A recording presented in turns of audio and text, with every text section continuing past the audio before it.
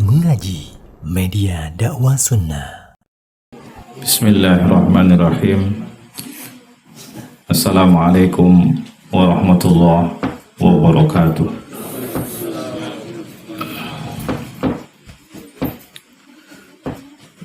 Innal hamdalillah nahmaduhu wa nasta'inuhu wa nastaghfiruh wa na'udzu billahi min shururi anfusina wa min sayyiati a'malina.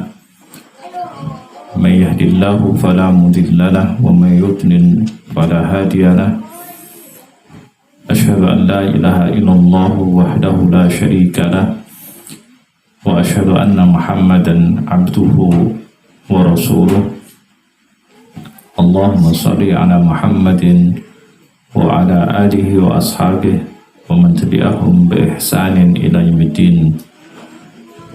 Faqala ta'ala ya ayyuhalladzina amanu taqullaha haqqa tuqatih wa la tamutunna illa wa antum muslimun. Amma ba'd, fa in asdaqal hadithi kitabullah wa khairul hadyi hadyu Muhammadin sallallahu alaihi wasallam wa syarrul umuri muhdatsatuha wa kullu muhdatsatin bid'ah wa kullu bid'atin dhalalah wa kullu dhalalatin finnar. Alhamdulillah, segala puji bagi Allah Subhanahu wa ta'ala atas segala limpahan nikmatnya kepada kita semua. Sore ini tanggal 4 Rabiul Tsani tahun 1447 Hijriah yang bertepatan dengan 27 September tahun 2025. Alhamdulillah, Allah Subhanahu wa ta'ala mempertemukan kita semua di dalam majelis yang mulia, majelis ilmu, untuk mempelajari syariat Allah Subhanahu wa ta'ala.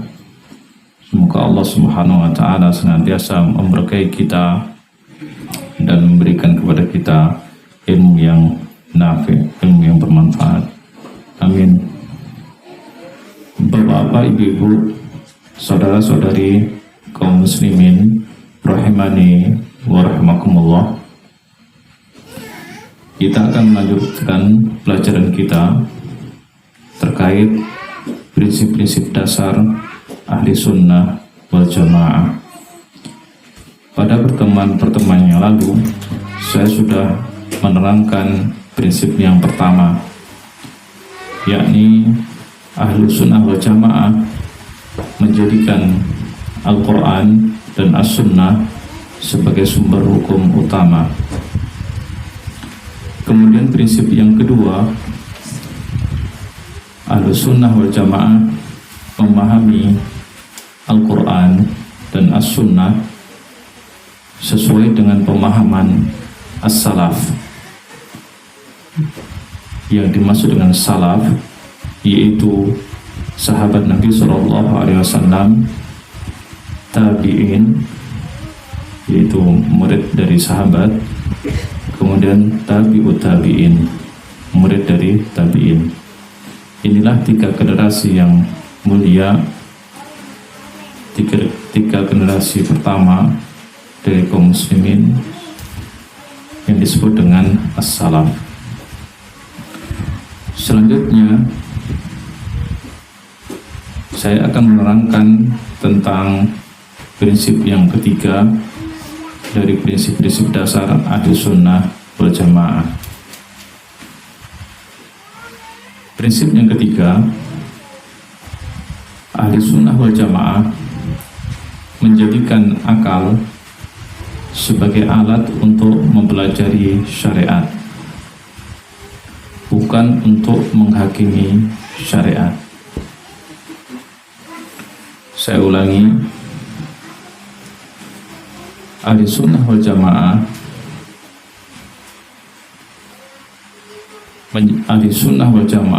menjadikan akal sebagai alat untuk mempelajari syariat atau untuk mempelajari agama, bukan untuk menghakimi syariat.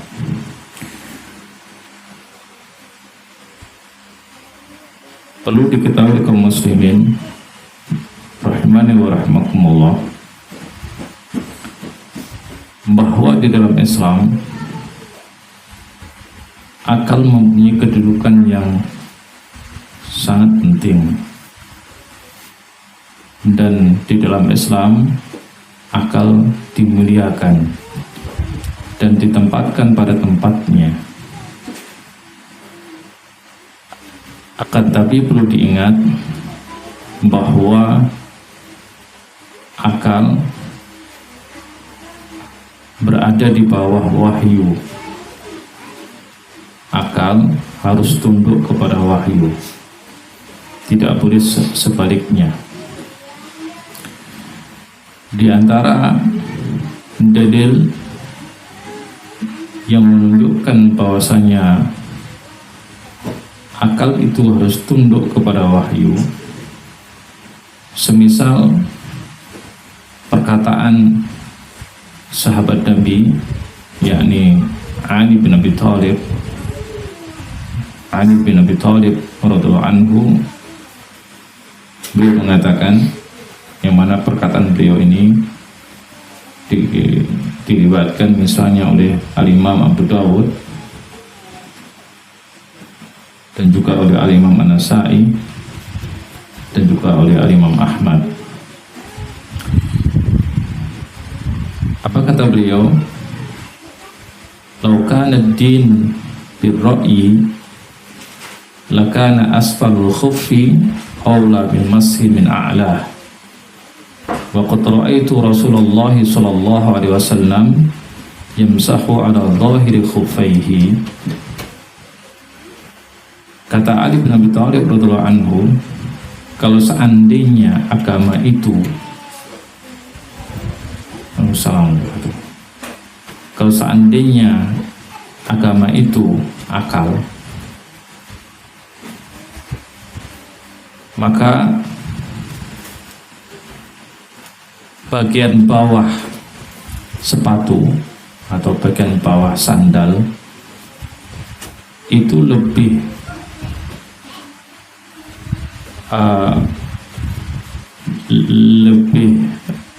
utama untuk dibasuh, ya, untuk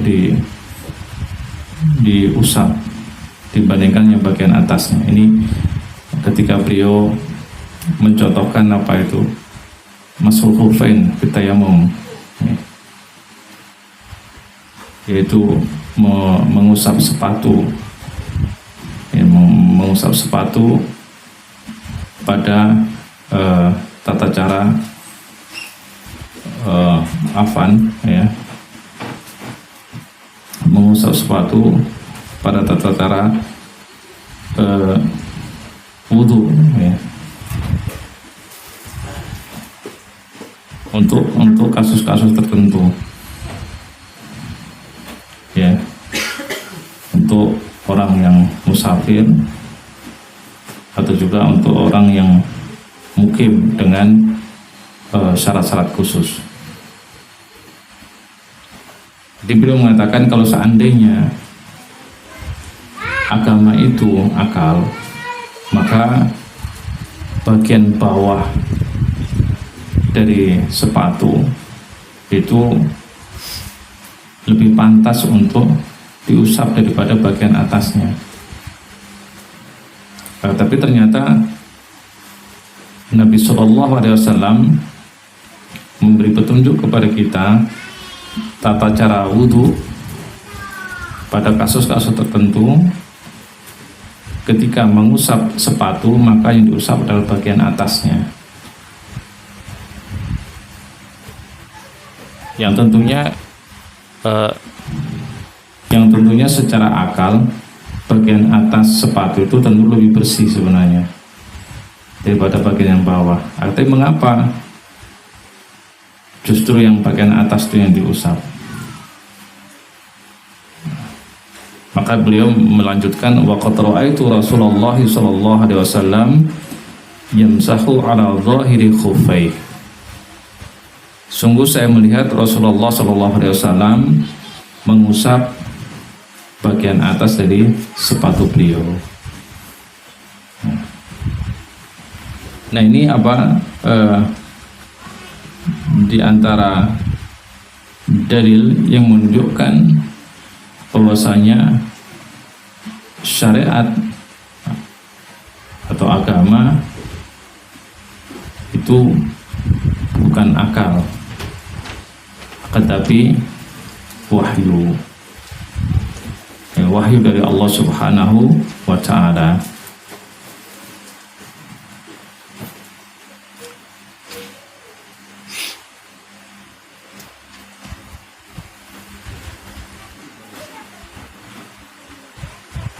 Kaum muslimin rahimani wa rahimakumullah, ketika kita berbicara masalah akal, maka kita melihat di antara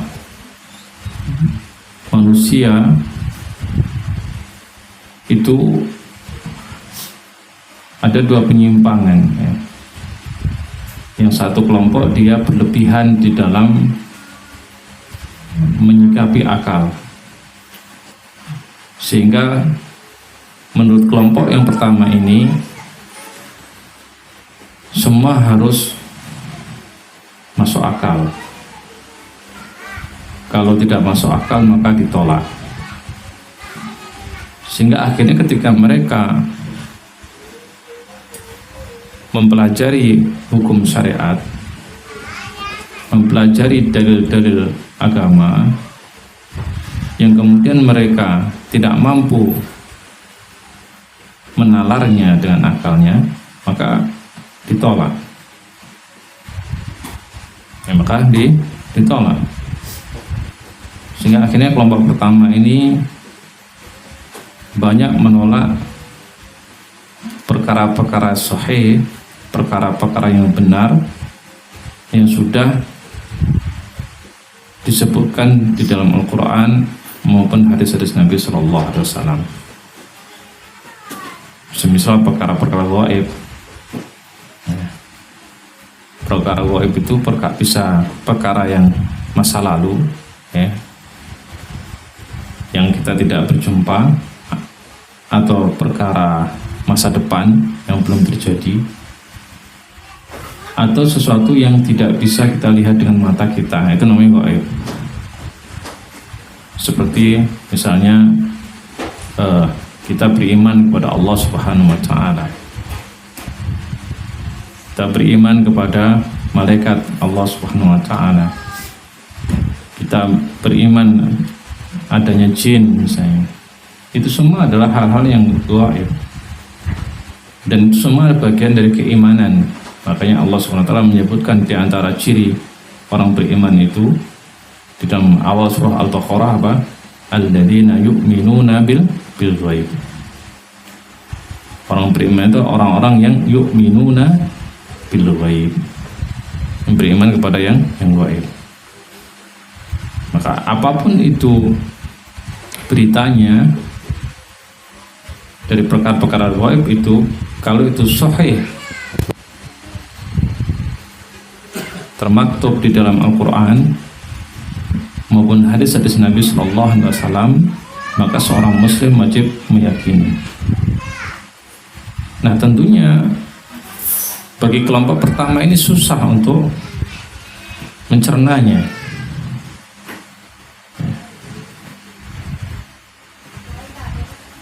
Sehingga akhirnya apa? Timbullah pemikiran-pemikiran yang menyimpang, karena mereka tidak mampu memikirkan dengan akal mereka bagaimana wujud Allah Subhanahu wa Ta'ala.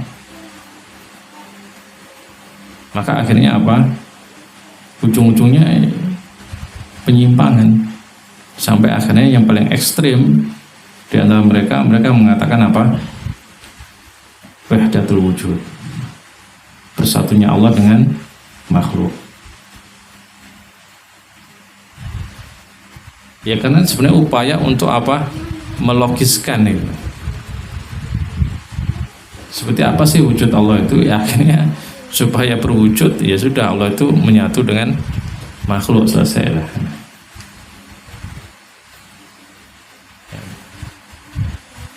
Akhirnya mereka jatuh pada kekufuran.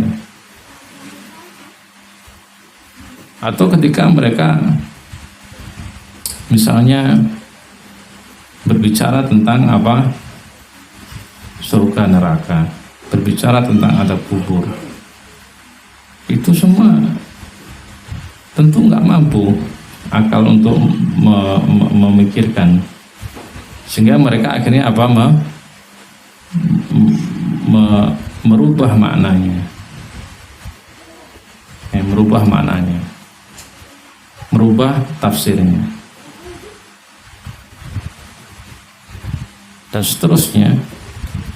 Termasuk ketika berbicara tentang jin, berbicara tentang malaikat, yang semua itu adalah makhluk-makhluk gaib yang tidak bisa kita lihat.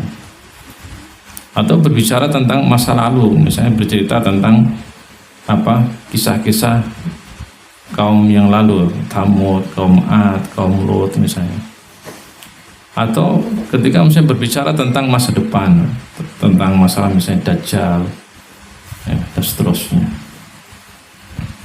Atau misalnya berita-berita tentang akhir zaman, seperti terbitnya matahari dari barat misalnya, tentu susah untuk akal untuk menjangkaunya, sehingga akhirnya mereka menafsirkan dengan tafsiran yang lain atau mengingkari secara total. Ini banyak terjadi. Akhirnya mereka menolak banyak sekali nas-nas yang sahih, baik itu dalam Al-Quran maupun hadis-hadis Nabi Sallallahu Alaihi Wasallam. Apa sebabnya? Karena menempatkan akal itu tidak pada tempatnya, hulu, berlebihan.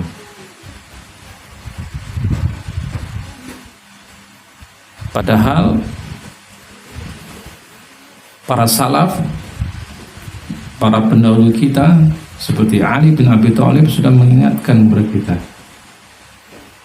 bahwa agama itu memang bukan akal, agama itu wahyu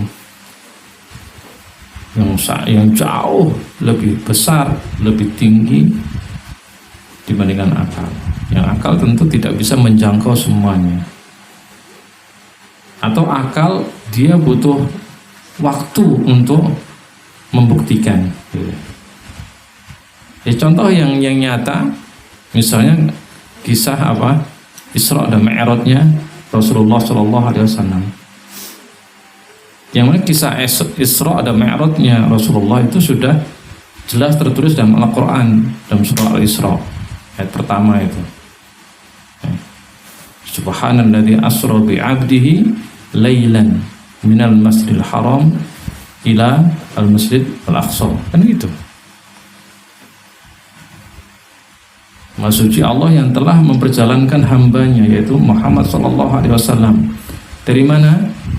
Dari Masjidil Haram menuju Masjid Al-Aqsa. Dari Mekah ke Palestina, lailan, satu malam, PP, pulang pergi. Itu baru Isra-nya, belum Mi'rajnya, menuju langit. Bagaimana mungkin di zaman itu ada orang yang bisa bepergian sebegitu jauh, bahkan terbang ke langit semalam gitu. Memang nggak masuk akal sama sekali. Maka pada waktu itu semua orang mengatakan gila, memang gila Muhammad pada waktu itu gitu.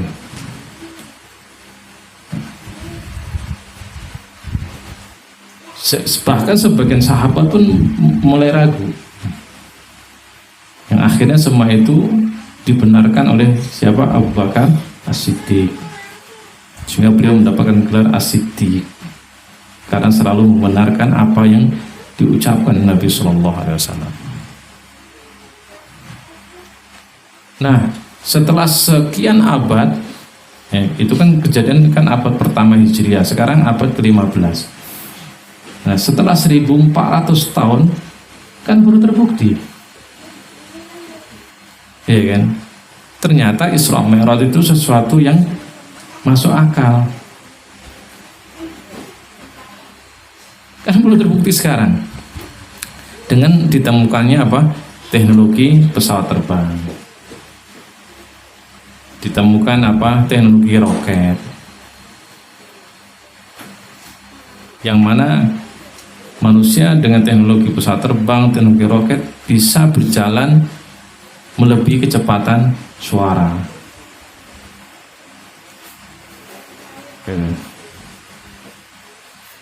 Nah, impian manusia sekarang apa? Bisa terbang melebihi kecepatan cahaya. Itu sekarang.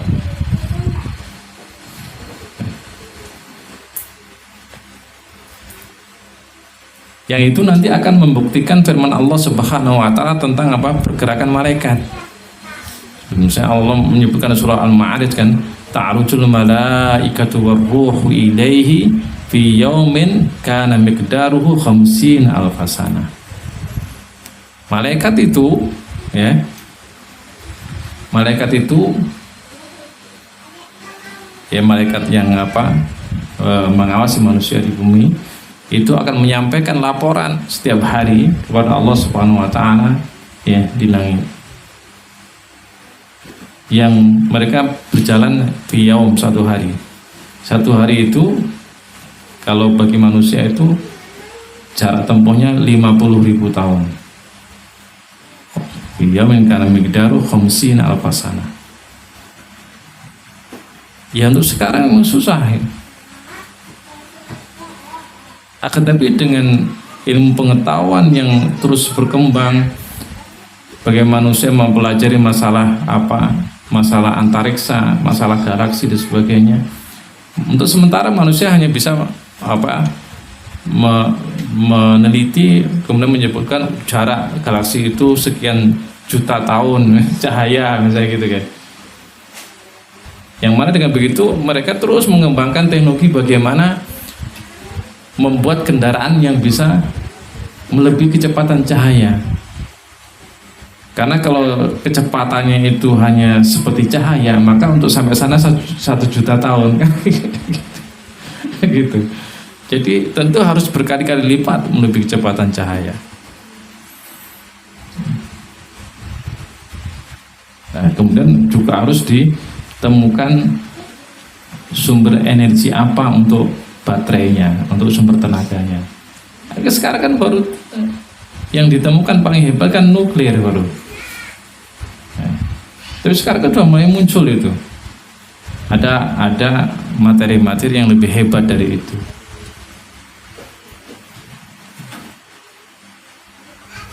Kapan itu kira-kira akan terbukti? Ya nggak tahu, ya mungkin 2000 tahun lagi. Misalnya kayak gitu. Ya jelas untuk membuktikan Isra butuh waktu berapa manusia? 1400 tahun. Mi'rajnya kan belum ini, Mi'rajnya belum terbukti Mi'rajnya secara akal ya gitu. Manusia belum bisa membuktikan bagaimana Mi'raj itu. Tapi muqaddimahnya, pembukaannya sudah ada gitu, di zaman ini.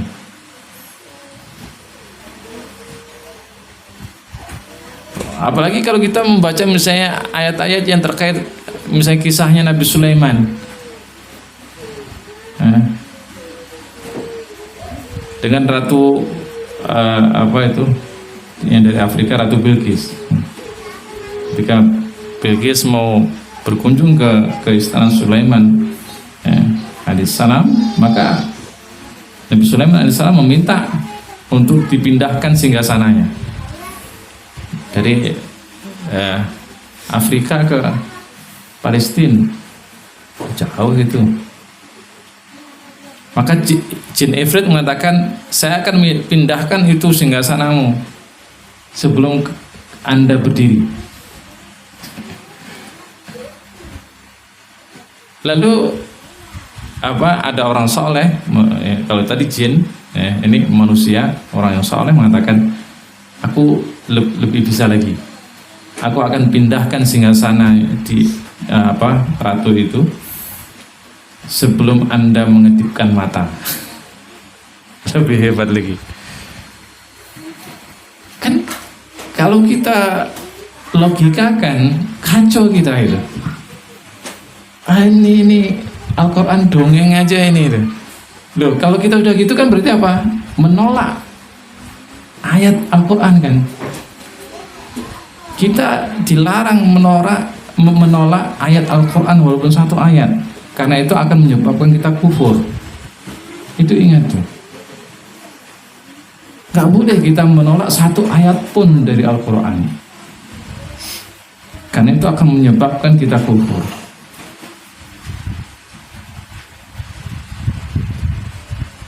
Maka kita harus mengimani, sehingga akal kita harus taslim, harus tunduk ya. Maka kita harus apa? Amantu billah, saya beriman pada Allah dengan apapun yang disampaikan dalam Al-Quran. Nah sekarang mulai ada pembukaannya yang sudah mulai apa diteliti oleh para ilmuwan yang disebut dengan teknologi apa? Teleportasi. Bagaimana memindahkan materi dengan cahaya, dengan gelombang. Sekarang baru gambar yang bisa apa? Baru foto, baru gambar, baru video yang bisa dipindahkan. Bagaimana cara memindahkan betul-betul materinya gitu. Kan gitu kan. Dan banyak contoh-contoh yang lain. Sehingga sebenarnya kalau kita hidup di zaman sekarang ya, di zaman teknologi seperti sekarang, kelompok yang pertama ini nampak kali bodohnya ya, kelompok yang pertama ini nampak kali bodohnya kalau seandainya tidak meyakini wahyu. Itu bodoh kali. Makanya kita lihat para ilmuwan yang membaca Al-Quran dan Allah berikan hidayah, mereka masuk Islam. Karena tidak ada ya kitab suci yang apa betul-betul murni sebagaimana Al-Quran, yang tidak ada pertentangannya sama sekali dengan akal, yang tidak ada pertentangannya sama sekali dengan teknologi ilmu pengetahuan.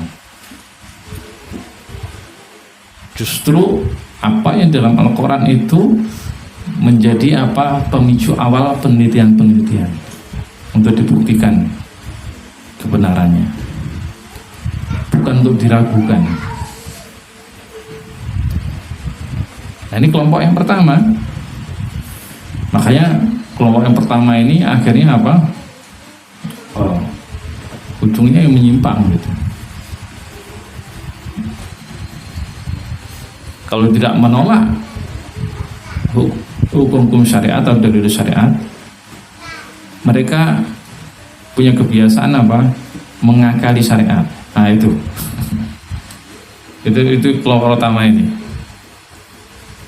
Jadi akalnya itu digunakan untuk mengakali syariat gitu.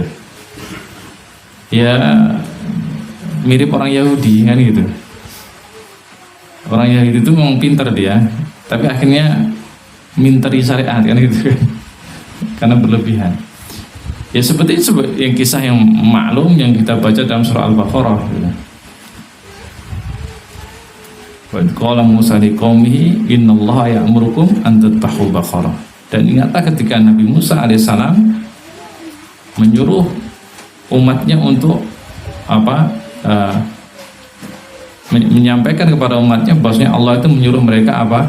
Menyembelih sapi kan itu. Nah, tapi lihatlah bagaimana apa keminternya mereka gitu kan, atau apa istilahnya suka ngakal-ngakali syariat itu. Akhirnya mereka justru bertanya, mahi seperti apa sapinya? Dijawab oleh Nabi Musa alaihissalam, pikir sapinya itu masih lajang, belum pernah kawin. Masih tanya lagi, ma launuha, apa warnanya? Dijawab sofro, kuning. Masih tanya lagi. Akhirnya hampir-hampir saja mereka tidak bisa menyediakan itu sapi. Nah, gaya-gaya seperti ini ya mirip Kelompok yang pertama ini kelompok yang mengagung-agungkan akal, melebihkan akal dibandingkan syariat. Dan itu juga menjangkiti sebagian kaum muslimin. Ya. Kemudian kelompok yang kedua yang juga menyimpang di dalam permasalahan akal ini adalah sebaliknya, kelompok yang kedua ini. Yang mana kelompok yang kedua ini mereka meremehkan akal, nggak terlalu mau mengurus akal itu. Akhirnya apa yang terjadi? Ya bodoh. Ya karena meremehkan akal akhirnya bodoh. Karena bodoh akhirnya terjerumus pada hal-hal yang aneh-aneh, yang bagi orang yang berakal sehat tuh jadi lucu, menyedihkan gitu ya. Percaya pada hal-hal yang khurafat, yang takhayul gitu. Sehingga akhirnya menjadi bahan tertawaan itu. Ketika terjadi misalnya gunung meletus, oh itu ceritanya macam-macam itu. Oh yang penunggu ini ngamuk. Ketika ada tsunami udah bilang oh itu ada naga besar, macam lah. Kemudian ada wabah penyakit, oh ini sesajennya kurang. Akhirnya menjadi bahan tertawaan dari orang-orang yang mempelajari teknologi gitu. Kemarau panjang dikaitkan dengan ini itu. Nah, datang para ilmuwan pakai helikopter ditebar garam, hujan itu. Jadi bahan tertawaan kan akhirnya kan.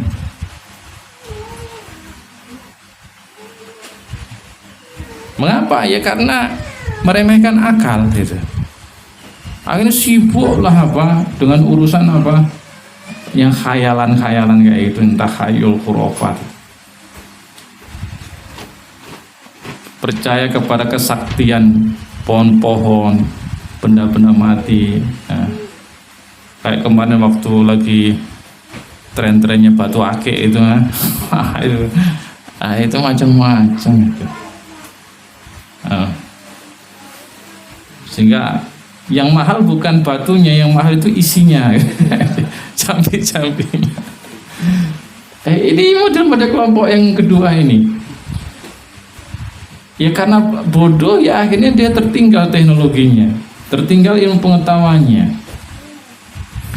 Masih berkutat dengan ilmu menghilang, berkutat dengan ilmu kebal. Orang lain sudah punya drone gitu. Menghilang apapun Anda dikejar drone matilah itu nanti itu.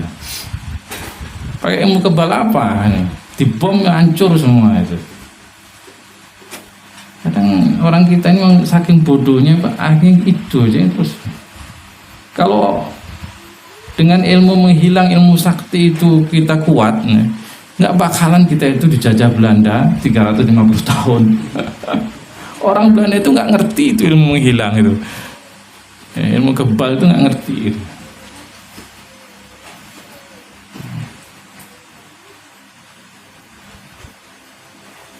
Pahlawan-pahlawan Islam seperti misalnya yang terkenal seperti yang eranya dekat dengan kita seperti Sultan Muhammad Al-Fatih yang mampu menaklukkan kota yang sangat kuat, bentengnya Konstantinopel itu dengan apa? Memang dengan ilmu menghilang enggak.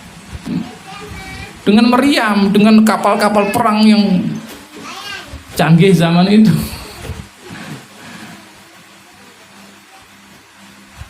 Ada ceritanya itu.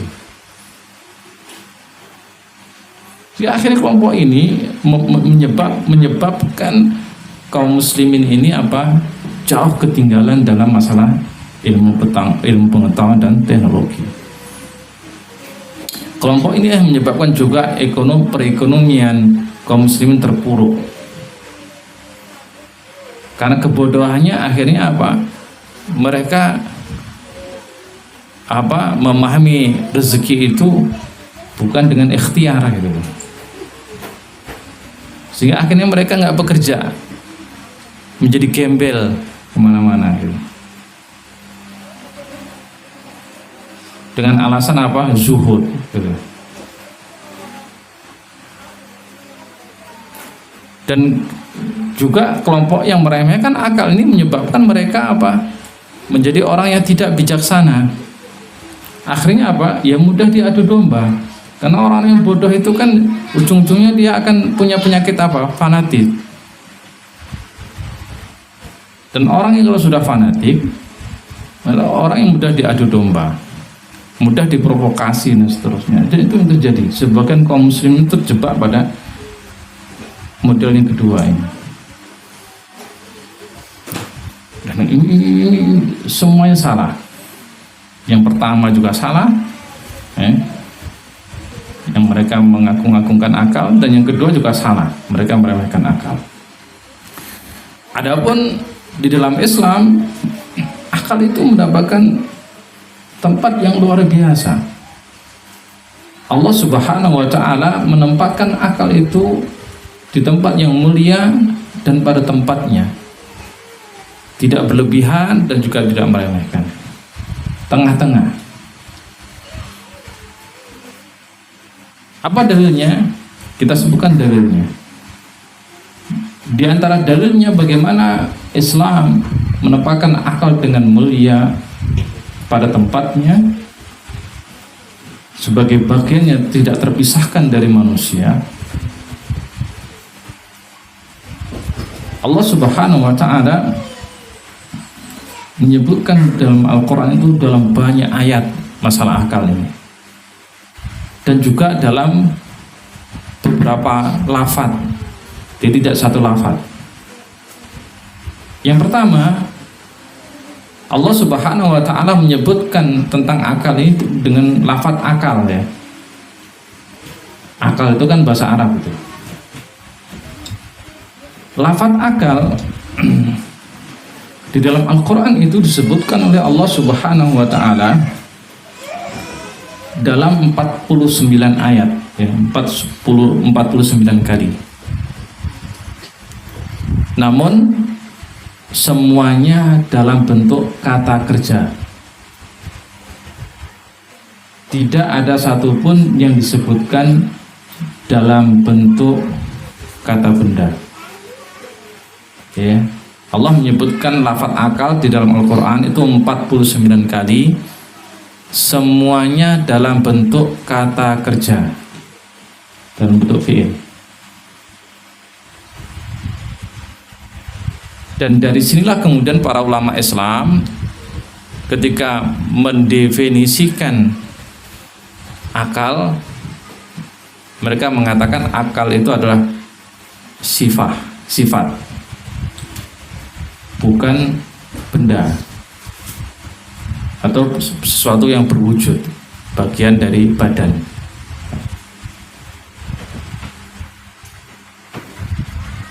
Nanti kita jelaskan. Nah, jadi 49 kali itu dalam bentuk kata kerja.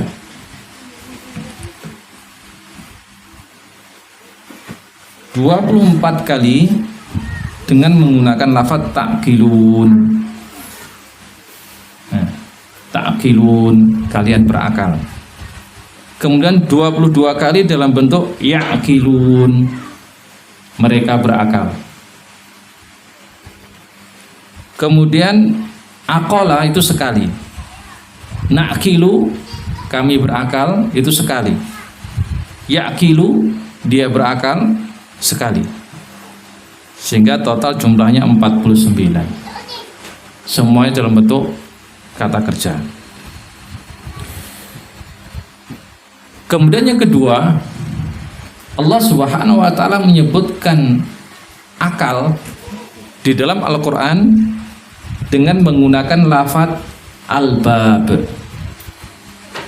Albab itu bentuk jamak dari lub. Lamba, ada tasdid lubun, ya, jamaknya albab. Namun itu pun tidak berdiri sendiri, tapi ada kata-kata ulul albab, orang yang memiliki albab, orang yang berakal. Tidak berdiri sendiri misalnya lub. Tapi ulul albab. Yang mana lafadz ulul albab ini itu ada 16 kali disebutkan dan 16 ayat. Yang mana makna dari albab sebagaimana yang dijelaskan oleh Al-Imam Ibnu Katsir rahimahullah taala, albab itu adalah al-uqul at-tamah adz-dzakiyah. Albab itu adalah akal yang sempurna, yang cerdas.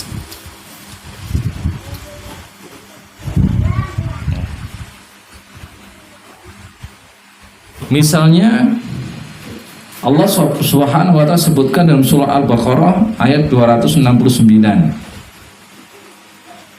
Dalam surah Al-Baqarah ayat 269 Allah mengatakan wa ma yadzakkaru illa ulul albab. Dan tidaklah yang bisa berfikir itu kecuali ulul albab. Kemudian contoh yang lain, misalnya Allah sebutkan dalam surah Az-Zumar ayat 9. Apa kata Allah Subhanahu wa taala? Innama yatadakkaru ulul albab. Sesungguhnya yang mampu berpikir itu adalah ulul albab. Dan makna dari al-albab adalah apa tadi? Al-uqul at-tamah adz-dzakiyah. Akal yang sempurna, yang cerdas. Kalau orang sekarang itu nyebutnya itu akal sehat. Ya, akal sehat sekarang lagi ngetren tuh kelompok akal sehat gitu. Nah, sebenarnya istilah itu sudah jauh-jauh hari sudah ada di dalam Islam. Orang yang berakal sehat itu di dalam Islam itu apa namanya? Ulul albab. Ini bukan istilah baru di dalam Islam. Makanya Bapak Ibu tidak perlu terkesima misalnya mendengar di medsos, di YouTube orang-orang yang kafir, non muslim bagaimana berbicara yang fasih tentang akal sehat itu. Kadang kita takjub, hebat juga ya. Padahal itu bukan hal yang baru di dalam Islam gitu.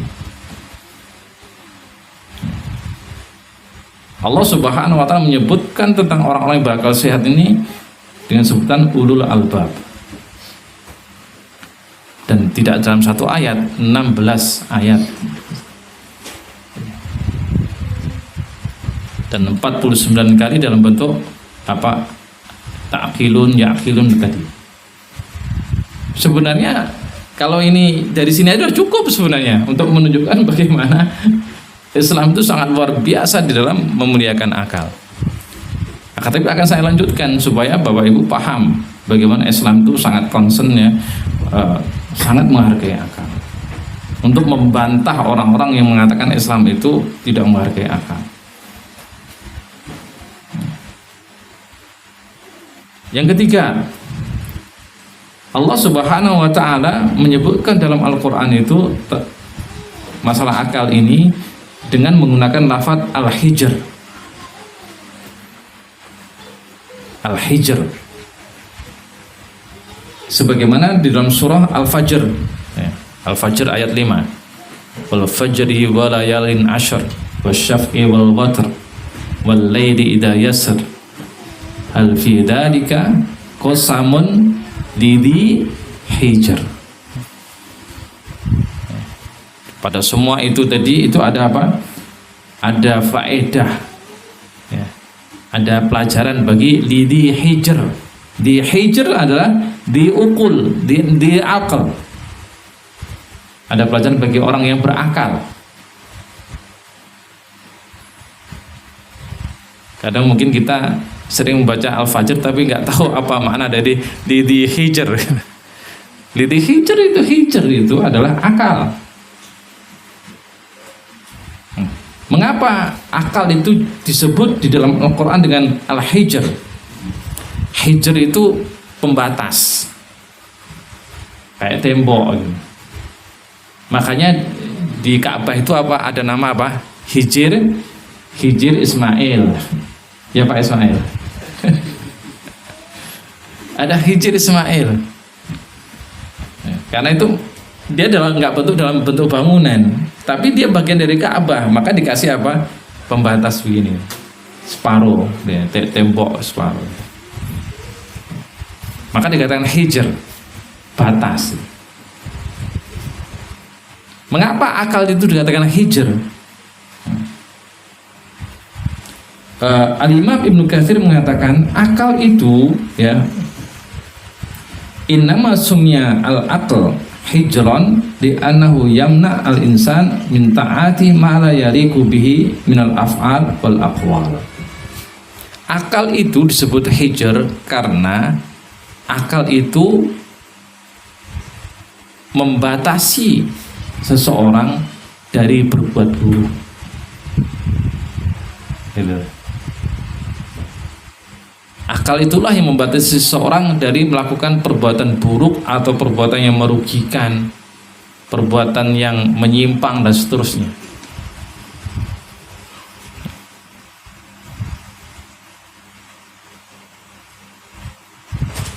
Itu akal.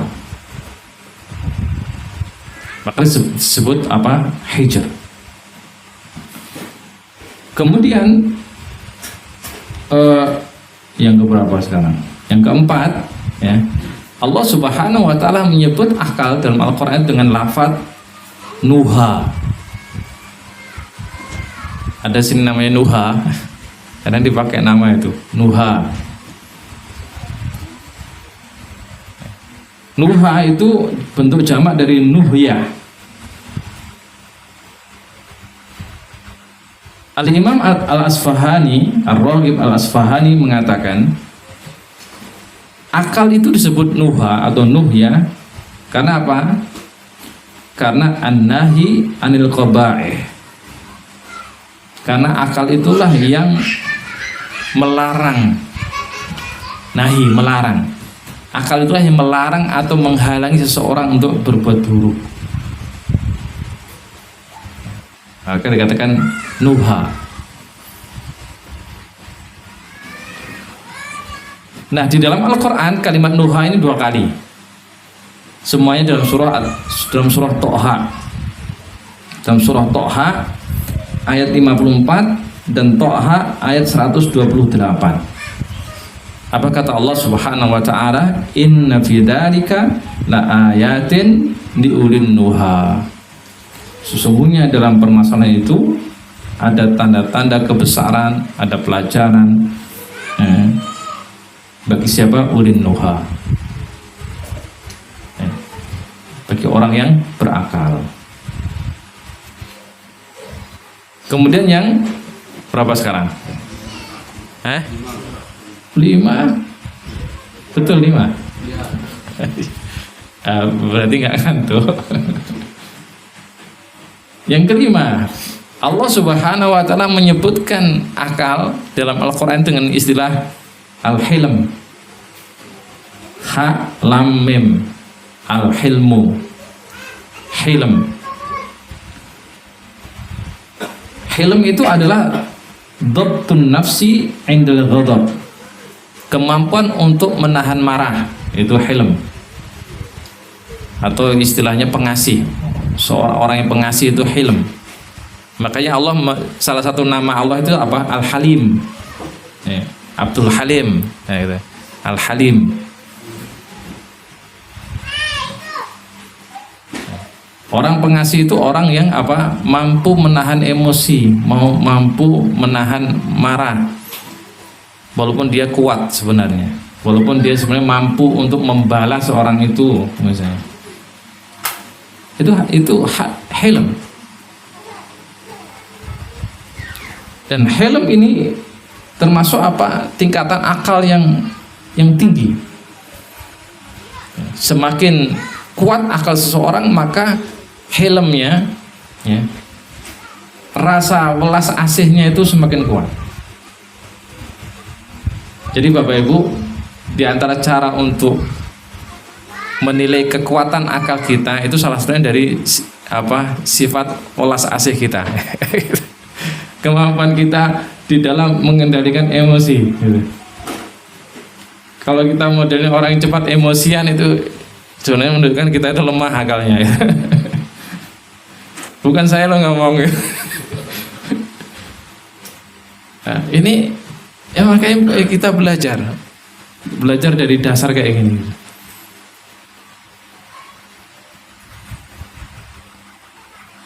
Apa dalilnya? Dalilnya adalah firman Allah Subhanahu wa taala dalam surah At-Tur ayat 32. Apa kata Allah Subhanahu wa taala? Am ta'muruhum ahlamuhum bihada. Gitu. Apakah akal mereka itu yang mendorong mereka untuk berbuat seperti itu? Am hum qaumun taghun. Nah, ini. Nah, kemudian Allah Subhanahu wa taala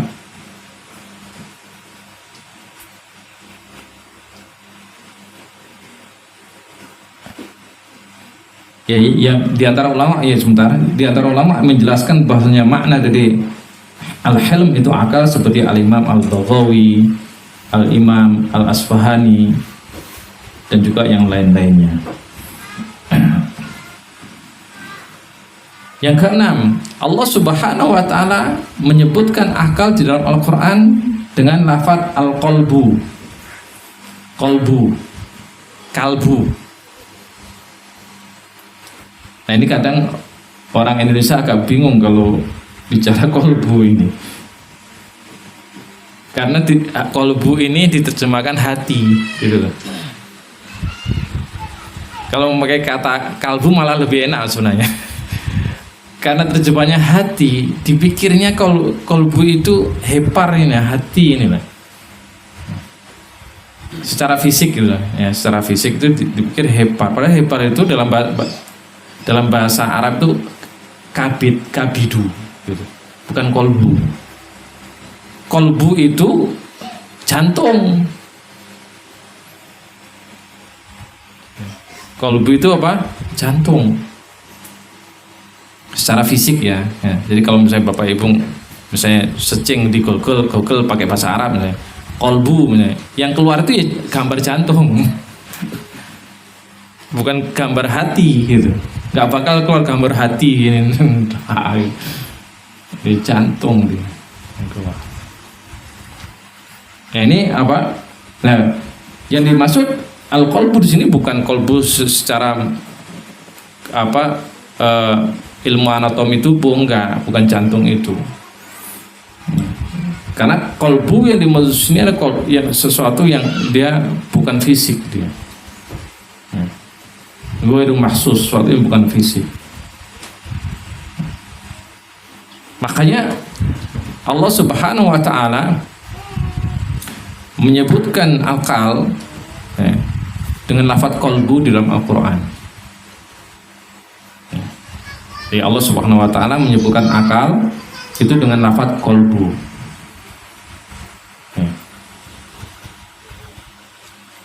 Apa dalilnya? Di antara dalilnya adalah surah Al-Hajj ayat 46.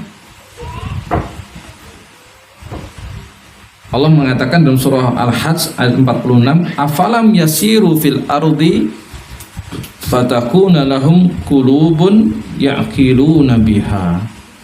Mengapa orang-orang itu, ya, orang-orang yang kufur pada Allah Subhanahu wa taala tidak berjalan di muka bumi untuk melihat bagaimana apa alam semesta ini makhluk Allah Subhanahu wa taala, kejadian-kejadian yang menunjukkan tanda-tanda kebesaran Allah Subhanahu wa taala. Fatakuna lahum qulubun yaqiluna biha, supaya mereka punya hati yaqiluna biha, yang bisa berakal. Hati yang berakal, artinya yang dengan hati itu yaqilun dia. Nah, ini menunjukkan bahwasanya akal itu salah satu namanya adalah al-qalbu. Kemudian yang ketujuh, Allah Subhanahu wa taala menyebutkan akal di dalam Al-Qur'an itu dengan lafaz fuad. Ada namanya fuad. Fuad itu akal itu. Fuad ya. Fa, hamzah, dal, al-fuad. Nah, fuad ini adalah apa? Akal yang terkait dengan al-masyair al-batiniyah al-amiqah. Akal yang paling dalam. Paling, kalau kita nyebutnya relung hati gitu. Lubuk hati gitu. Akal yang intinya gitu. Itu fuad gitu. Dan ini adalah akal yang paling objektif ya. Seburuk apapun orang ketika dia merenung kemudian menuju ke lubuk hatinya, ke fuadnya, pasti akan ada secercah harapan. Nah, karena memang manusia itu pada prinsipnya apa? Yuladu alal fitrah. Fitrahnya adalah ta'abud, beribadah kepada Allah Subhanahu wa taala. Dan itu fuad.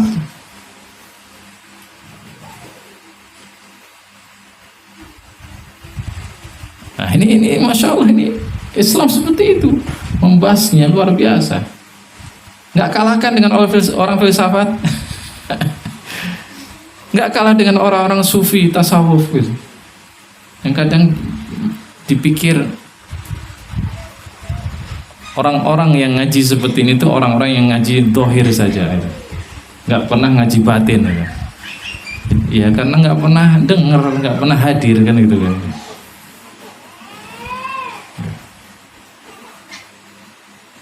Jadi kalau kita belajar betul-betul sesuai dengan manhaj salaf, maka selesai semua. Dohir dan batinnya dapat semua. Ya. Dapat semua. Karena memang begitu Allah mengajarkan. Nah inilah apa? Beberapa lafaz akal di dalam Al-Quran.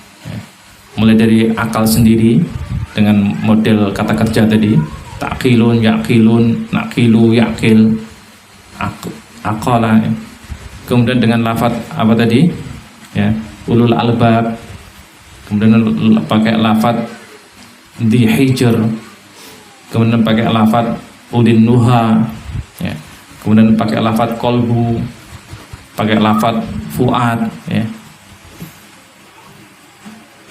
Itu semua adalah menunjukkan bagaimana Islam sangat memuliakan akal. Mana ada sebuah kitab, sebuah buku yang membahas begitu dalam tentang akal dengan berbagai lafaz sebutan. Ini sangat luar biasa. Belum lagi kalau kita nanti berbicara bagaimana Allah Subhanahu wa taala memuji orang-orang yang berakal. Dan Allah Subhanahu wa taala mencela orang-orang yang tidak menggunakan akalnya. Bahkan menyerupakan mereka dengan hewan. Balhum adhal, bahkan mereka lebih buruk dibandingkan hewan. Subhanallah, ini luar biasa. Nah, itu di dalam Al-Quran. Lalu bagaimana akal di dalam As-Sunnah? Banyak sekali. Kalau kita membaca hadis-hadis Nabi SAW, banyak kita jumpai lafaz-lafaz akal gitu,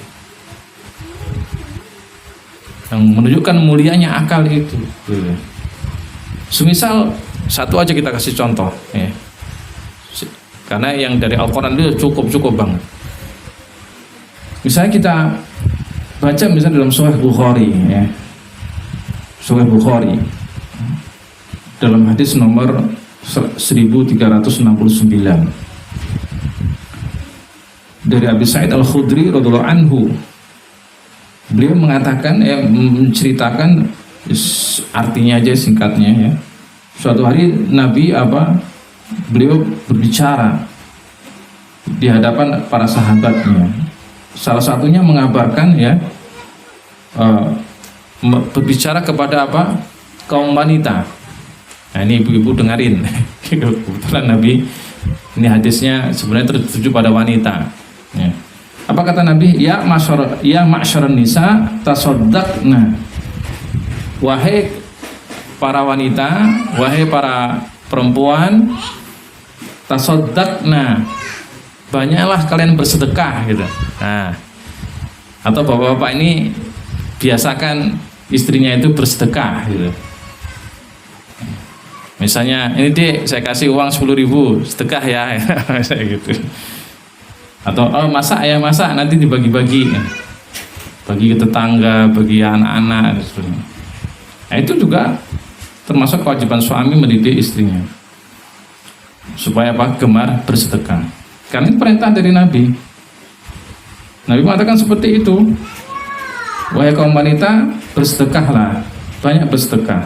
Fa ini uridukunna aktsara ahlin nar. Karena saya diperlihatkan oleh Allah, ya, diberi kabar oleh Allah bahwa apa? Kebanyakan penghuni neraka itu perempuan.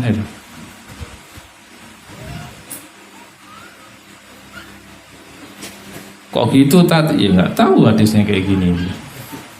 Itu kan perkara gaib, itulah salah satu diantara perkara gaib. Ya kalau perkara gaib itu ya sudah, amantu billah, saya beriman kepada Allah, selesai.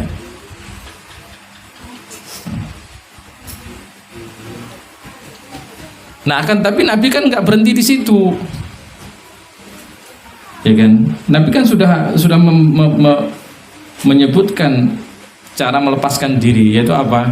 Bersedekah salah satunya, kan gitu. Banyak bersedekah. Kemudian ini sebagian sahabat wanita yang hadir di situ protes. Kok perempuan? Jadi ini juga menunjukkan kepada kita Nabi dan para sahabat itu biasa berdiskusi. Ya, biasa berdiskusi sehingga para sahabat itu juga berani untuk bertanya. Enggak kayak sebagian orang yang katanya ya dianggap orang pandai sebagainya, selalu menutup diri untuk jamaahnya, menutup diri untuk pengikutnya, kayak dikultuskan gitu. Nah ini Nabi terbuka beliau, dan ini sebenarnya juga pembelajaran apa, menghidupkan akal gitu. Nanti kita juga sampaikan insya Allah. Jadi sebagian sahabat wanita yang hadir itu bertanya, wa bima ya Rasulullah, kok Anda mengatakan begitu? Apa alasannya? Apa alasannya itu? Jadi kalau bapak misalnya berbicara sesuatu di debat istri, ya biasa aja lah itu. Terangkan baik-baik gitu. Nabi aja juga di debatnya. Babi mah ya Rasulullah, apa alasannya Nabi? Gitu. Apa alasan Nabi? Nabi mengatakan, tuksirna la'an wa takfurna ashir. Ma ra'aitu min naqisati aqlin wa dinin adhaba lilubbir rajul hazim min ihdakun. Kalian itu seperti itu, ya. Banyak masuk neraka itu karena apa? Kalian itu kebanyakan melaknat dan keseringan apa, nggak bersyukur gitu, nggak bersyukur pada suami. Dan ya memang kalau kita lihat kan begitu gitu. Perempuan kalau sudah ketemu perempuan, diam atau ngobrol? Ngobrol. Udah gak peduli itu. Mau di rumah, mau di tepi jalan, maupun di pengajian kayak gini gitu. Itu mau ngobrol itu. Itu di mana-mana itu. Di mana-mana tempat itu. Dan mafhum ini sudah kesepakatan internasional itu. Bukan regional. kesepakatan internasional. Perempuan walaupun berdua itu rame itu, walaupun berdua, apalagi bertiga, apalagi lebih dari itu, waduh udah kan.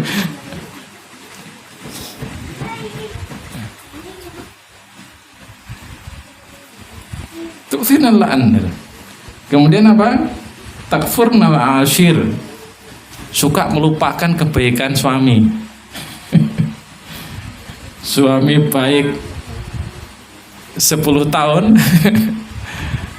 sekali atau mungkin seminggu dia salah, itu yang diingat tuh. Itu nanti akan diingat terus. Ketika ada suatu dulu kamu gitu kan.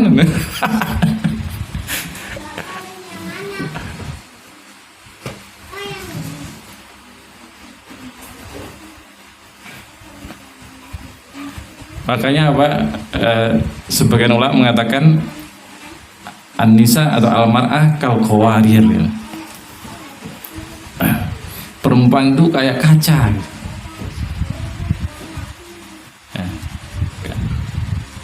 Hati-hati kalian. Sekali pecah susah untuk untuk membalikkan lagi itu. Kaca kalau pecah kan susah untuk direkatkan lagi kan itu. Ya bisa dengan lem sekarang, tapi kan tetap aja itu nampak retakannya. Beda besi kalau patah kita las, kita gerinda, kita cat, hilang itu. Kaca gimana caranya itu?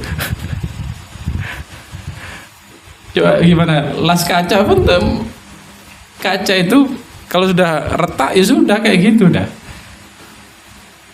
Caranya gimana? Ya dihancurin, dilebur gitu. Baru selesai semua itu.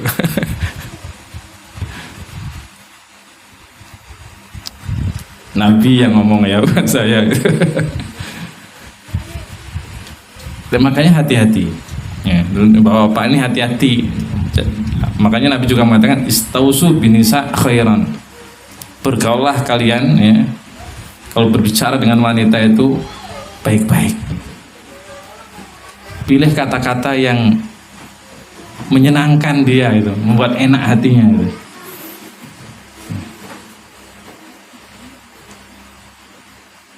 Ya begitulah, mungkin bapak-bapak lebih tahu dari saya gitu. Gimana cara mengelola istrinya masing-masing gitu. Kan gitu.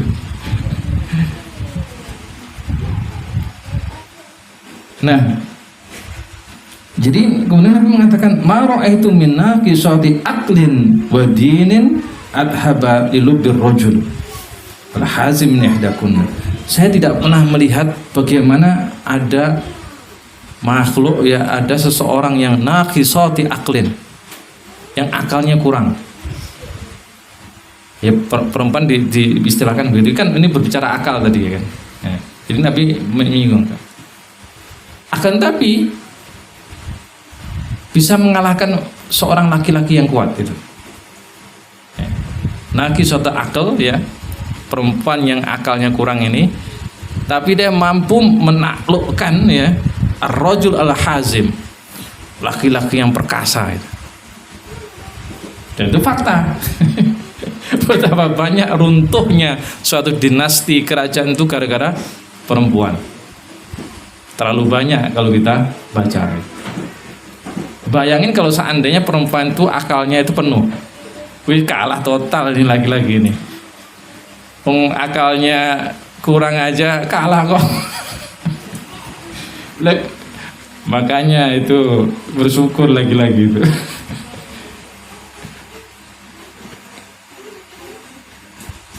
Ya kan Pak?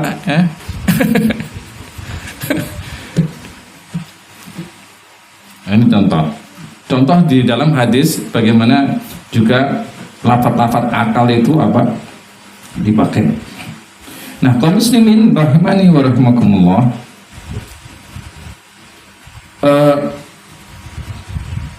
itu tadi ya, bagaimana Allah Subhanahu wa taala di dalam Al-Qur'an maupun Rasulullah sallallahu alaihi wasallam di dalam hadis-hadis beliau itu menyebutkan akal, menunjukkan bahwasanya akal itu sangat dihormati, ya, artinya didudukkan dengan baik, dimuliakan, tidak diabaikan.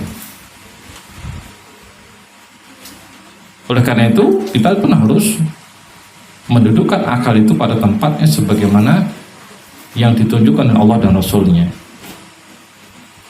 Selanjutnya, kaum muslimin rahimani wa rahimakumullah, para ulama menjelaskan kepada kita, ya, para ulama menjelaskan kepada kita apa itu akal, ya. Definisi akal itu apa? Memang kalau kita membaca dari buku para ulama, penjelasan para ulama, ada beberapa perbedaan. Tapi pada umumnya ulama Islam sama, ya. Ujung-ujungnya sama. Dan di antara definisi akal di dalam Islam yang menjadi patokan sampai sekarang itu adalah sebagaimana yang disebutkan oleh Al-Imam Al-Muhasibi, Al-Hadis Al-Muhasibi, di dalam kitab beliau Ma'iyatul Aql wa Ma'na wa Ikhtilafun Nas Fihi, ya. Pengertian akal dan perbedaan manusia di dalamnya, yang mana di dalam kitab beliau ini Al-Imam Al-Muhasibi, Al-Hadis Al-Muhasibi mengatakan diantaranya, fal aqlu gharizatun ja'alaha Allahu azza wa jalla fil mumtahinina min ibadi, fahuwa gharizatun la yu'raf illa bi fa'alihi fil qalbi wal jawarih, wala yaqdar ahadun ay yasifahu fi nafsihi wala fi ghairi bi ghairi af'alihi. Apa kata Al-Imam Al-Hadis Al-Muhasibi? Akal itu adalah goriza. Akal itu adalah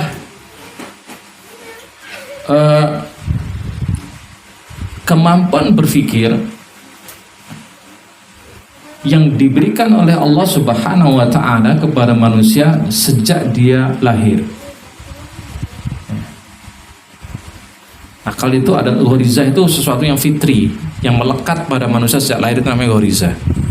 Ya, akal, makanya beliau mengatakan begitu, ya, sesuatu yang dilekatkan, kemampuan berpikir yang dilekatkan, yang diberikan oleh Allah Subhanahu wa Ta'ala kepada manusia sejak dia lahir, ya.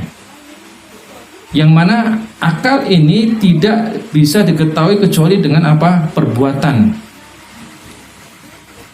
ya. Bifa'alihi, baik itu perbuatan hati, batin, maupun perbuatan yang zahir. Makanya kalau kita melihat ini, melihat definisi dari Al-Imam Al-Muhasibi ini, kita bisa pahami bahwasanya akal itu bukan sesuatu yang bentuknya fisik. Makanya akal itu bukan otak, ya. Atau akal itu bukanlah jantung, ya. Atau bagian tubuh yang manapun dari kita. Tapi akal itu sesuatu, yaitu kemampuan berpikir. Kemampuan berpikir yang dilekatkan, diberikan oleh Allah Subhanahu wa Ta'ala kepada manusia semenjak dilahir, yang bisa berkembang dengan pengalaman atau pembelajaran, yang dengannya dia bisa membedakan baik buruk, bisa membedakan apa sesuatu itu merugikan atau memberikan manfaat, yang dengannya dia bisa membuka rahasia-rahasia sesuatu dan seterusnya. Nah, oleh karena itu kemudian pengertian dari Al-Imam Al-Muhasibi ini dijelaskan oleh ulama-ulama berikutnya setelah beliau, seperti oleh Al-Imam Al-Ghazali misalnya, kemudian oleh Syekhul Islam Ibnu Taimiyah, ya, yang intinya sama, ya, akan tapi lebih didetailkan, ya, seperti misalnya Al-Imam Syekhul Islam Ibnu Taimiyah, beliau mengatakan kepada kita untuk memahami akal ya, untuk memahami akal maka perlu Anda memahami 4 perkara. Pertama, al-aqlu arad sifah. Ya, kata beliau, akal itu adalah suatu sifat, jadi bukan zat, ya, suatu sifat. Makanya Allah Subhanahu wa Ta'ala dalam Al-Quran pun tidak menyebutkan akal itu dalam bentuk isim, dalam bentuk kata benda, tapi dalam bentuk apa? Kata kerja. Kemudian akal itu adalah ghoriza, sesuatu yang fitri, yang melekat pada diri manusia semenjak dia lahir, yang dimulai dengan apa? Dengan hawasnya, dengan apa? Dengan panca inderanya, yang bisa diketahui dengan panca inderanya.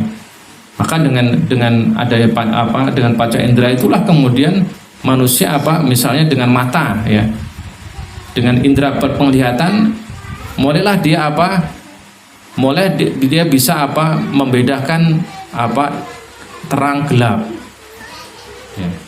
Mulailah dia bisa membedakan berbagai macam warna. Yang semua itu nggak butuh belajar. Mana ada bayi belajar untuk melihat itu? Pokoknya matanya sudah mulai buka, ya udah itu, nggak usah disuruh sekolah pun akan bisa dia membedakan dengan matanya. Pendengaran juga begitu. Ya. Ketika pendengaran sudah mulai berfungsi, maka manusia mulai dia belajar membedakan suara yang lembut, suara yang kasar, suara yang keras, suara yang kecil. Kemudian dengan indera perasanya, pengecapnya, mulailah dia merasakan rasa manis, asin, ya, pahit dan seterusnya. Dengan indera penciumannya mulai dia membedakan bau yang wangi, harum, bau yang busuk. Nah, mulailah dia itu otomatis belajar.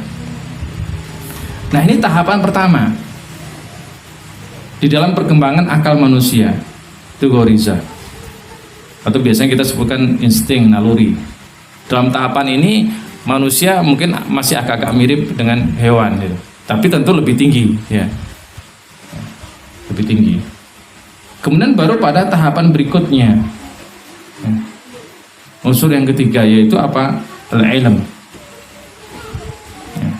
Mulai manusia itu mengalami proses belajar,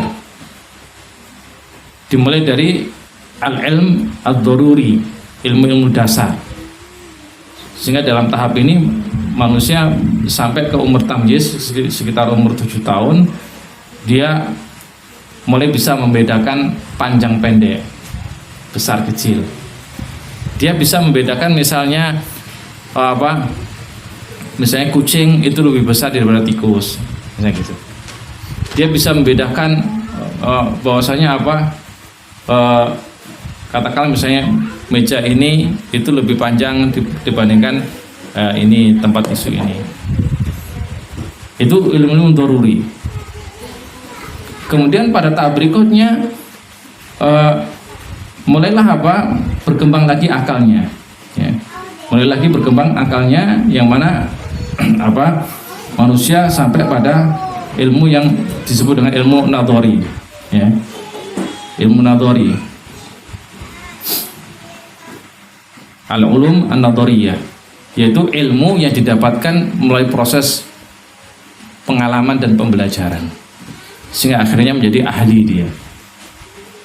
Mulai di situ dia mulai bisa berpikir, mulai bisa menganalisa, ya, mulai bisa mengevaluasi, mengkritik, bahkan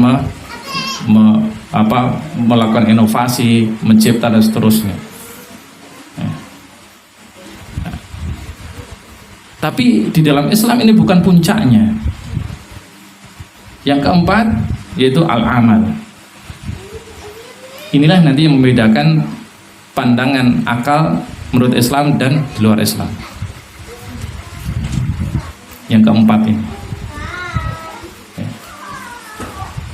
tataran akal atau tingkatan akal yang paling tinggi di dalam Islam itu al-amal, beramal. Yaitu makanya seperti Al-Imam Al-Asma'i ketika ditanya tentang akal, maka beliau mengatakan al-aqlu al-imsak anil qabih wa qasrun nafsi wa habsuha anil hasan. Akal itu, kata Al-Imam Al-Asma'i, adalah menahan diri dari berbuat buruk dan qasrun nafs itu menyuruh diri memaksa diri ya, memaksa diri untuk berbuat baik ya. Jadi menahan diri dari berbuat buruk dan memaksa diri untuk berbuat baik. Nah, ketika menjelaskan ini, maka beliau ditanya, bagaimana dengan orang Nasrani yang dikatakan dia cerdas? Maka apa kata beliau? Enggak, dia bodoh. Walaupun orang mengatakan dia cerdas, kalau dia itu kafir, maka dia bodoh.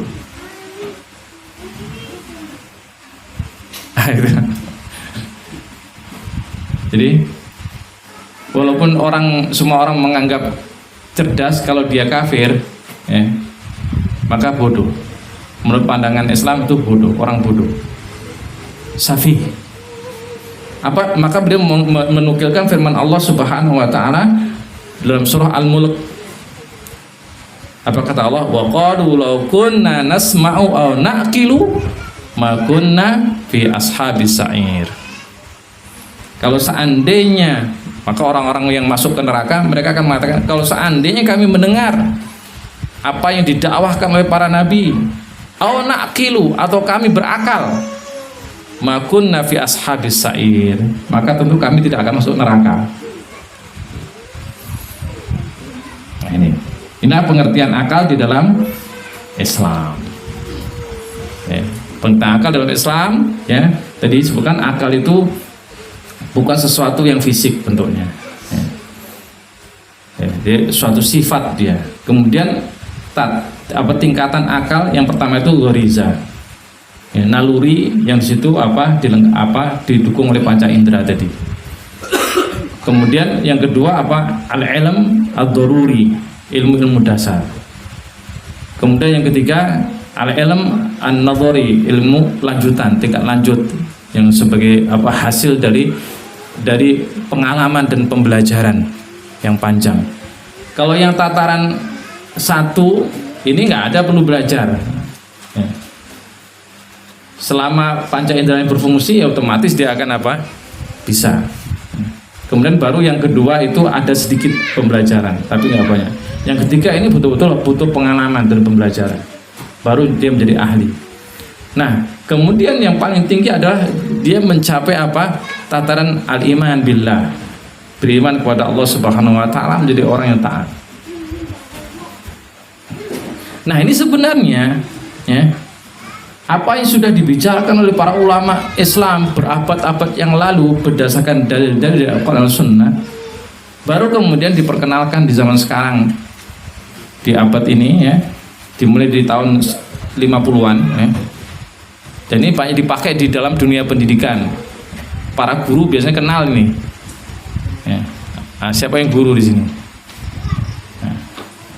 Atau orang-orang HRD, SDM, biasanya pakai ini. Itu taksonomi Bloom. Nah. Piramida akal itu. Nah, yang mana Bloom dia membuat membuat piramida akal. Yang paling bawah itu disebut dengan remember. Ya, remember kan ghorizah itu. Mengingat, menghafal, itu kan panca indera semua. Ya. Kemudian baru understand, memahami. Nah, mulai yang doruri tadi. Kemudian baru menerapkan, apply, menerapkan. Nah, ini baru ilmu yang nadhari tadi. Ya. Nah, tetapi yang di puncaknya cuma sampai pada analis, evaluate sama create, menganalisa, mengevaluasi sama mencipta. Tidak ada lagi di atasnya seperti Islam, yaitu tadi al-amal, al-iman billah.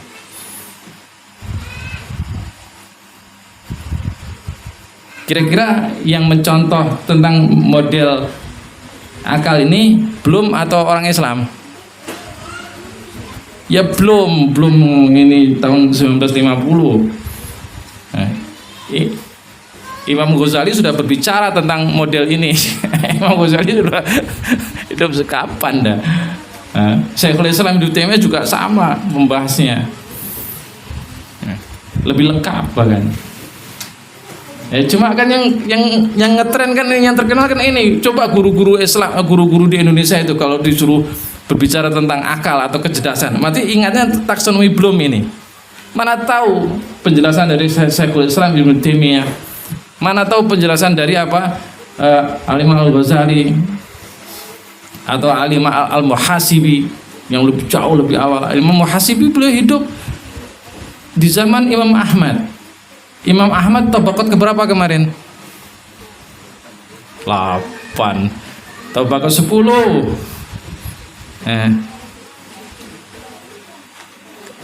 Berarti Imam Ahmad bukan salaf. Salaf atau bukan? Bukan, karena salaf itu sampai tabaqat 9. Itu Imam Syafi'i itu tabaqat 9. Antum salaf atau bukan? Ya bukan memang. Salaf itu adalah sahabat Nabi, tabi'in dan tabi'ut tabi'in, dan mereka masanya berakhir di tabaqat ke-9. Itu di zaman Imam Syafi'i. Nah, Al-Imam Al-Muhasibi itu sesama dengan Imam Ahmad. Berarti di abad keberapa? Kira-kira abad ke-4. Sekarang sudah abad 15. Nah, baru muncul di abad sekarang gitu. Abad 15 Hijriah ya, atau 14 Hijriah. Berarti selisih 10 abad, selisih 1000 tahun. Gitu loh. Kita malah yang kenalnya belum gitu.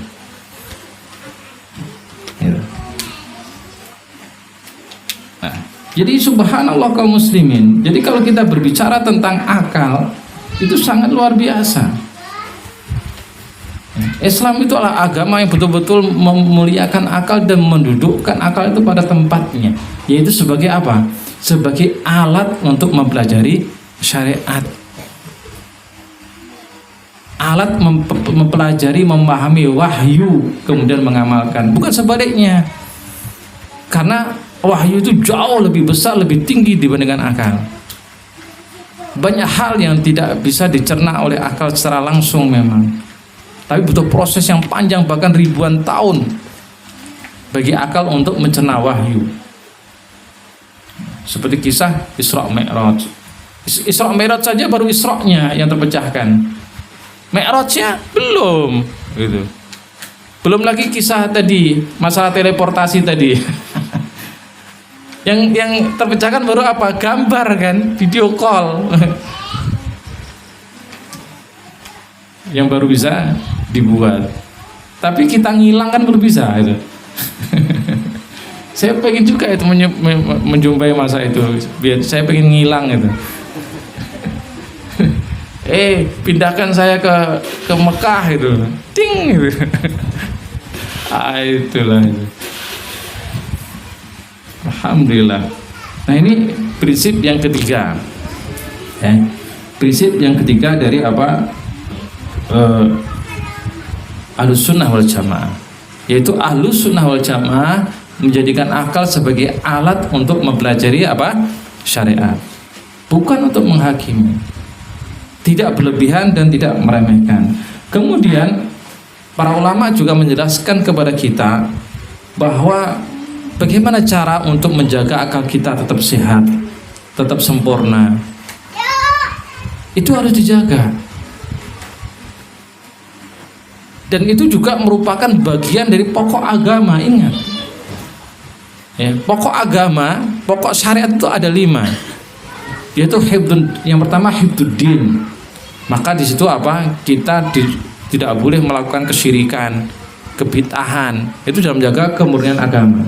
Kemudian kedua apa? Hifdzun nafas, menjaga jiwa. Maka di situ ada hukum kisos, bunuh diganti mati, ganti dengan mati, kayak gitu kan.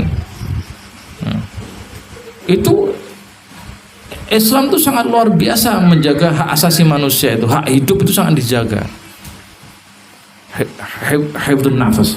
Setelah itu apa? Hifdzul akal. Akal itu sangat dijaga di dalam Islam. Makanya apa? Haram, tidak boleh segala bentuk muskir, segala bentuk yang memabukkan. Khamr itu nggak boleh sedikit atau banyaknya, nggak boleh. Makanya di dalam Islam kalau hukum Islam itu tegak, maka orang yang minum khamr itu dihukum pidana, dicambuk. Kalau nggak mau juga dipenjara gitu. Karena itu menyebabkan orang itu akalnya jadi nggak sehat. Dan orang kalau akalnya nggak sehat itu ngawur itu. Gitu.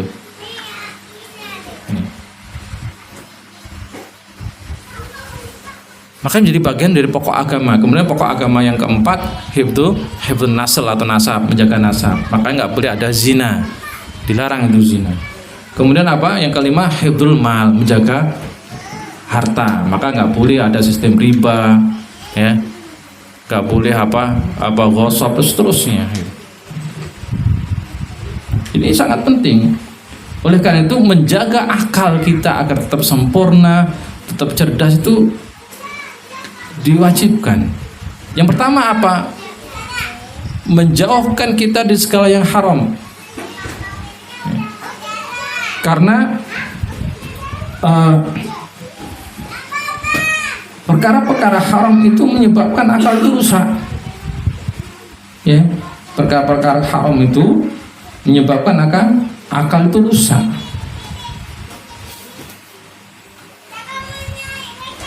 Apa kata para ulama yang kita sebutkan?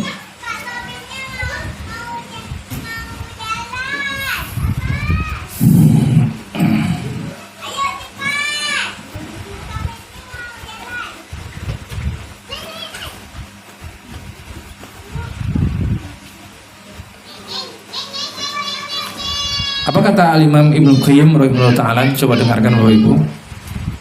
Al-ma'asi tufsidu al-aqla fa inna lil aqli nuran wal ma'siyah tudfi'u nural aqli wala bud wa idza tufi'a nuruhu da'ufa wa naqusa. Apa kata Al-Imam Ibnu Qayyim? Kemaksiatan itu merusak akal. Apapun bentuk maksiat itu merusak akal. Karena akal itu punya cahaya, dan kemaksiatan itu memadamkan cahaya akal. Nah, apabila cahaya akal itu padam, maka akal itu lemah dia. Maka kita banyak lihat orang-orang yang banyak maksiat itu akalnya lemah.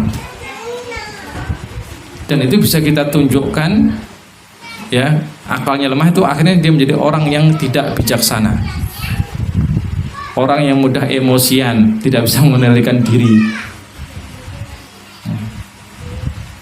Itu kita lihat seperti itu, orang-orang yang melakukan banyak maksiat seperti itu. Pandangannya sempit, tidak bijaksana, tidak sabaran, ya, mudah terprovokasi dan seterusnya. Maka untuk menjaga diri kita, akal kita supaya tetap sempurna, tetap sehat, tetap bersih, maka salah satunya adalah dengan cara menjauhkan dari maksiat. Kemudian yang kedua, ya sebaliknya, dengan memperbanyak berbuat baik, ya, berbuat kebaikan, sehingga itu akan menumbuhkan cahaya akal itu semakin terang, semakin bersinar. Di antaranya dengan misalnya memperbanyak membaca Al-Quran, ya. Apa kata Allah Subhanahu wa ta'ala dalam surah Shad ayat 29, kitabun anzalnahu ilaika mubarakun liyadabbaru ayatihi wa liyatadakkar ulul albab. Ya, ini Al-Quran itu adalah kitab yang kami turunkan kepada kamu, wahai Muhammad, mubarak, kitab yang penuh berkah. Agar apa? Agar orang-orang yang berakal itu tadabbur wa tadakkur, agar orang-orang berakal itu berpikir, mempelajari Al-Quran itu, sehingga apa, bertambah kecerdasannya. Maka Bapak Ibu jangan bosan ya, bahkan biasakan tiap hari itu untuk membaca Al-Quran ya. Setiap hari ya, dibaca, kemudian sebisa mungkin dibaca juga tafsirnya. Itu mengasah akal kita gitu.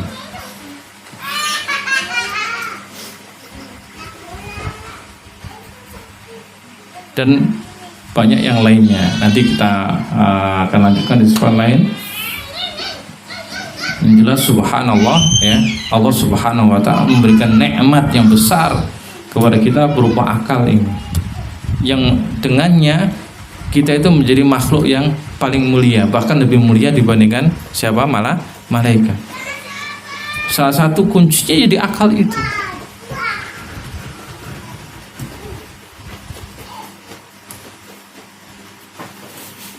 Dengan akal itulah Allah mengajari kita. Allamal insana ma lam ya'lam. Wa 'allamal adama wa 'allama adama al asma'a kullaha.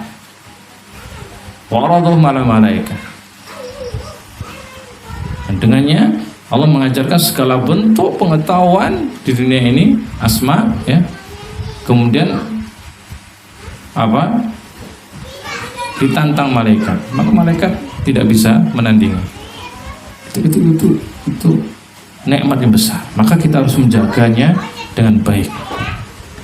Caranya adalah dengan menjauhkan diri kita dari kemaksiatan, memperbanyak untuk apa? Berbuat baik, beramal saleh. Karena itu apa? Cara yang paling utama untuk menjaga akal kita tetap sehat, tetap sempurna di situ. Dan yang jelas kalau Bapak Ibu ingin melihat bagaimana sifat orang yang berakal itu, maka baca surah Al-Imran ayat 190. Dimulai dari 190, yaitu inna fi khalqis samawati wal ardi wa ikhtilafil laili wan nahar la ayatin li ulil albab. Siapa orang ulil albab itu? Alladzina yadhkurunallaha qiyaman wa qu'udan wa 'ala junubihim. Ulul albab itu orang-orang yang berakal sehat, berakal sempurna, cerdas, itu adalah orang-orang yang senantiasa mengingat Allah. Wa yatafakkaruna fi khalqis samawati wal ard, dan orang-orang yang banyak tafakur. Tafakur itu apa? Banyak berpikir, mengasah otaknya, banyak merenung, memikirkan alam semesta ini. Sehingga dengan begitu dia bisa merasakan kebesaran Allah Subhanahu wa taala, dan bisa mengetahui banyak ilmu pengetahuan, mengetahui dan menemukan, mencipta seterusnya dari berbagai macam ilmu pengetahuan yang bermanfaat bagi manusia dan yang lainnya. Itu dari tafakur, dari proses tafakur fi khalqis samawati wal ardh. Yang ujungnya apa? Rabbana ma khalaqta hadza batila. Orang berakal itu selalu bersyukur. Ya Allah, Engkau tidak menciptakan sebuah ini sia-sia. Subhanaka faqina adzabannar. Nah, inilah perbedaan pandangan akal di dalam Islam dan di luar Islam. Ya. Maka seorang muslim seorang yang berakal, cerdas. Orang yang selalu punya budaya berpikir, punya budaya membaca, punya budaya merenung, dan seterusnya, yang kemudian menghasilkan orang-orang yang bersyukur dan bertakwa kepada Allah Subhanahu wa taala. Semoga Allah Subhanahu wa taala memberikan ilmu yang bermanfaat bagi kita, melindungi kita semua dari azab kubur dan azab neraka, dan menyatukan kita semua di surganya. Amin. Subhanakallahumma bihamdik, asyhadu an la ilaha illa anta astaghfiruka wa atubu ilaik. Assalamualaikum warahmatullahi wabarakatuh.